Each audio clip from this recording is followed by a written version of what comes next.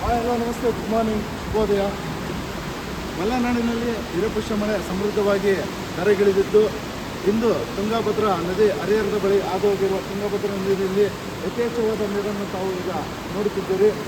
ಇದರಿಂದ ರೈತರಲ್ಲಿ ಸ್ವಲ್ಪ ಹರ್ಷ ಮೂಡಿ ಮುಂದಿನ ಭತ್ತದ ಬೆಳೆ ಆಗಿರ್ಬೋದು ಅಥವಾ ಇನ್ನಿತರ ಬೆಳೆಗಳಿಗೆ ಸ್ವಲ್ಪ ಕೊಂಚ ಸಮಾಧಾನವನ್ನು ಕಂಡುಕೊಂಡಿದೆ.